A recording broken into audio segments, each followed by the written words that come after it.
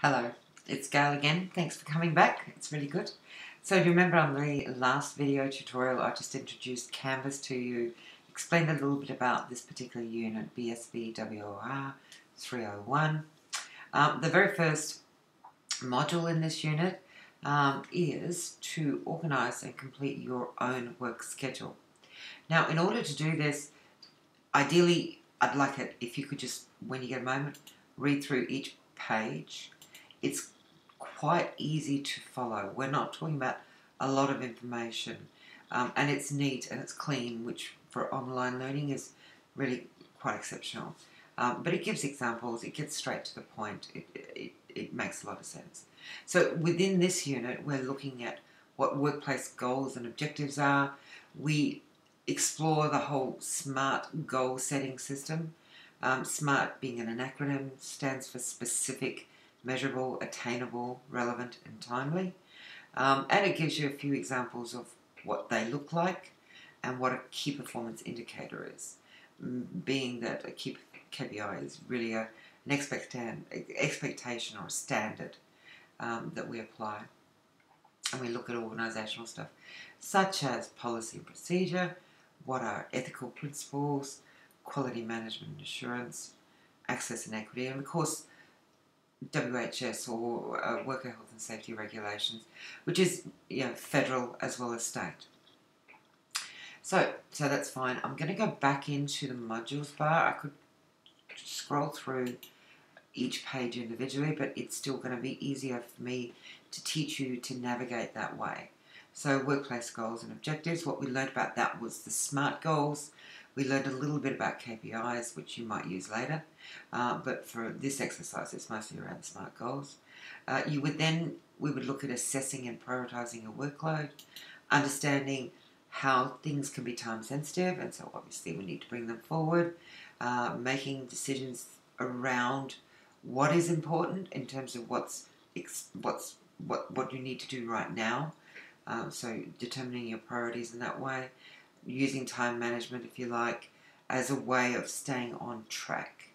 In class we talk quite a lot about those things. So there's an example there of a work plan, which we will use in the assessment, so it's worth me talking it through. But in this instance we had someone who's doing some administration. They're a trainee.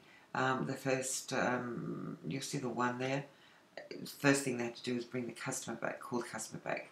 That was only going to take 15 minutes, but it's the most important one because the customer is waiting on that return, that answer coming back to them. Number 2, finish the photocopying from the previous day, or no, for the day to come. So you're actually just seeing a range of tasks. Anybody would be familiar with these things. And so it's just about prioritising in terms of time and things like that. So that's very useful for you to know too. When we come to the final assessment, achieving your work objectives. This one talks about what could be a barrier. So you can have things like competing work demands. You got a range of people needing a range of different things, and you have to kind of shuffle that around a bit. Understanding when technology breaks down, and we all know that one, it can take a while to get it back on anything that's unforeseen, or you can have a hazard or something happen in the workplace which is a hazard, resources not being there, etc. So these are some of the things that will impact on your capacity to complete your work. That's kind of, I think you probably know that one. And last but not least, we look at how business technology is used effectively, and there's actually some good things on the site, understanding that you can set different reminders, you can set up different schedules in a certain way that you can share them with others with different software. There's understanding how your printer and photocopies work, but also understand in the post-COVID world how we're starting to use screenshots a lot, and we're starting to use images through our mobile phone, things like that. So that's fine. So we're just having a bit of a conversation there. So back to that modules page, in case you're lost. Your very first assignment is this one. You would click on there.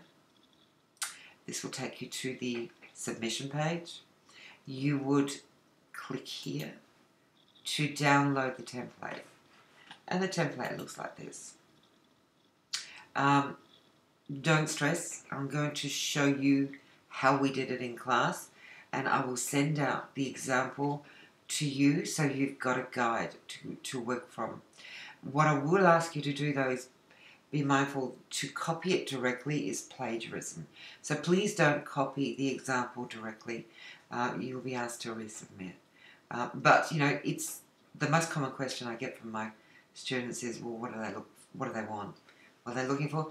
And the only way to show you is to show you. So I'm going to show you one that I created earlier, and I worked in class with the students to put it together. So just talking very quickly about this, because I don't want to take up too much of your time. You will still have this same example to look over anyway, and so you won't feel quite so overwhelmed by it all. So the very first thing you need to determine is you need to come up with 2 goals, and they must be written as SMART goals. Remember, SMART goals were specific, measurable, achievable, responsive and timed. And so that basically means we're looking for goals that have very clear boundaries. We know what we want to do, we know when we need to do it. And so the first goal we came up with as a group was ensure I meet with all of my clients as per the agreed schedule.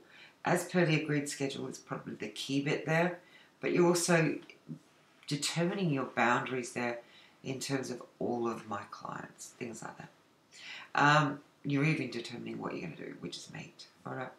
The second task was going to be a goal, develop a plan for my clients who are on the autism spectrum by the end of February. So those are just 2 things. You could choose anything. It does not matter what you choose. It could be very minor. It doesn't matter for this exercise. Who you will collaborate with, that's pretty logical. So in this case, with the first goal, we're going to collaborate with support staff and clients because they're the people we're meeting with. In the second task, we're going to collaborate with your manager. You're going to look at autism services broadly. You might know people in the field that you can draw on as a resource, and you might collaborate with local community health services. For instance, it's just an example, guys. The factors that you need to consider in this would be the first one, meeting with your clients, making sure you manage your time well, making sure you don't go over too long, or that you've not set enough appointments for your clients, things like that. With the other one, factors you have to consider is, can you get help? You know, is there someone out there that might be able to help you? Firstly, refer your clients and help you educate your clients, things like that. Contingencies, with the first one, we recognise as a group, one of the big contingencies is clients taking longer. So you need strategies to make sure that you can wrap it up quickly. If the client presents with something that's going to take longer, you need a strategy for rescheduling a longer appointment, for instance, or doing what you must do at that time. If you're talking about contingencies for the program planning, you might have problems finding resources, you might have problems with knowing what your client base needs, and so it's all about developing some strategies for getting around that. Technology used is really very simple. I don't expect anything too complicated there, guys. It's usually phones, computer, printer, scanner, laptop, things like that. So that's the first exercise in this very first module. There are 3 in total. So the next one is 2. Now all we did here was we had those 2 goals from previously. As a group, we just broke it down. What do we need to do? And so once again, this is just an example, but we worked out that we would check the schedule in the morning, make sure there's no duplications, look at how many clients you have, things like that, and then you would meet with your client, you would take notes, you would update their job search plan, you would book their next appointment, things like that. Because that's something that would happen over the course of the day, it's very difficult to assess, put a time against it. It's probably not a good example, but it's better than nothing. So in that instance down here, the first one, checking for scheduling and stuff, is pretty simple. It's going to take us 30 minutes in the morning, but the rest is carried out over 3 hours in the morning because you've got all of these clients coming for that period. For this corner here, you can write yes. It's probably a crazy kind of column. If we were talking about a proper work plan, you would just put a tick there. And the reason we have that column and we put a tick is firstly it's easier to track what you don't get done, but secondly there's this huge rush of cortisol in endorphins in our body when we cross off a job on our to-do list. It's a thing. What can I tell you? It's one of the things we just love. We also love answering the phone when we're driving, but that's not always good for us. Okay, the second task, remember we were talking about putting together a program, so we broke those tasks down again. We were going to look at the client group, understand their needs, determine what barriers they might be facing. After we know that, we were going to design the program itself. We would look at how we would engage the clients. We'd look at what resources we'd need, and then we'd try to sort of out how long we could do this. You know, how often we're going to meet. Is it going to be on Friday? Is it going to be a Tuesday? What are we going to do there? If we're talking about young people who have restricted access to transport and they're autistic, you might think about using Zoom, for instance, things like that. But we're not about solving the problem. We're just about planning to solve the problem. And then your last exercise, and this is actually easier than you think, because all you're going to do is you're going to go back to remember we set different priority lists here. So number one was to check your schedule, etc. When it was to do the program, we needed to think about the client group before we designed the program. So 6 came before 7. So now all I've done, or all we did, is we took that same list and we reordered it chronologically. So once again, you've got all of these tasks that you need to do in order to complete those things today, and then you would turn the laptop on when you want to check. So you're adding your action here. Sorry, I should explain that better. So checking your schedule, turn the laptop on, log in, check my appointments, meet with my clients, review the job search button. It's all kind of broken down there. As well, as what's said, you're going to get it anyway, so you might as well wait and see it when it comes out to you. Alright, so I'm going to just close that down. Normally, I would click here, but I've already done this so many times, so it's going to tell me to resubmit. Sorry, I've already submitted it so many times. So I won't do it, but normally I would just find it. I would choose the file. Let me do it just because it seems fair. I'll choose the file. I've got it saved on my desktop. I've got work plan and schedule example now already uploaded. And you can see how I've already uploaded it twice before. Now I'm just going to hit submit the assignment. Click done. Now what will happen when I see it, when it comes to me as your trainer, I will mark you off on these 3 parts of the assignment, and I'll either mark you off as satisfactory or unsatisfactory. If it's not satisfactory, you have another 2 opportunities to get it right, but then you still don't fail.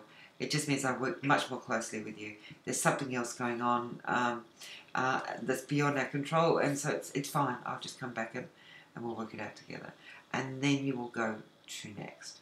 So let me just do that and show you back to modules. I'll bring you back in a minute. So we've done number 2, the first one, sorry. Number 2, the next video we're going to do, monitoring your own work performance. So see you on the next one. Don't panic, you're doing well.